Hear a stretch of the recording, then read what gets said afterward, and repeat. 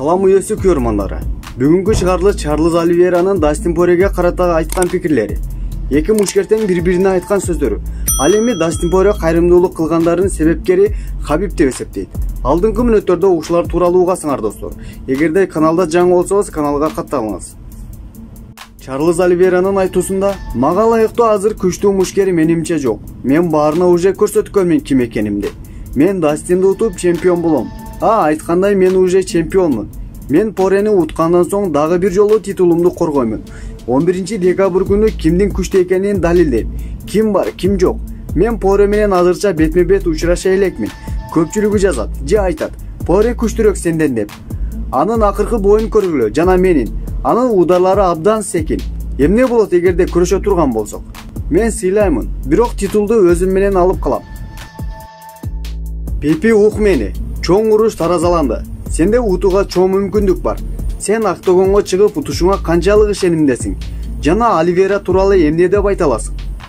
Оба, ал көп жолу кросс кылат. Анын ударлары күчтүү. Оң болобу же сол болобу айырмасы жок. Жакшы коленяларды колдоно алат. Анын эң коркунучтуу тарабы джиу-джитсу тарапта мыкты. Чынында абдан коркунучтуу мушкер.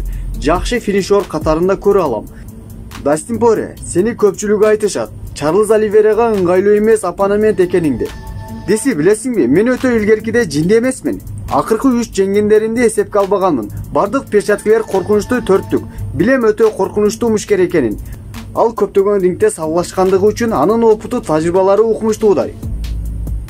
Кийинки жаңылык. Дастин Поре азыркы убакытта кайрымдуулук кылгандарына Хабиб Нурмагомедов себепкер экенин айтып өттү.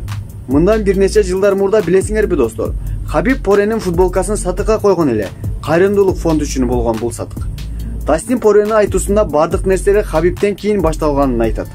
Жана көп нерселер, ийгиликтер, максаттар орундалган. Ар бир жеңишинин артында ошол күндөн тартып эле көпчүлөргө кайрымдуулук кылып келет. Жана боксчу Мени Пакьяо болуп биригип, үйлөрдү куруп келүүсүнө Хабибтен кийин башталышын мойнуна алат.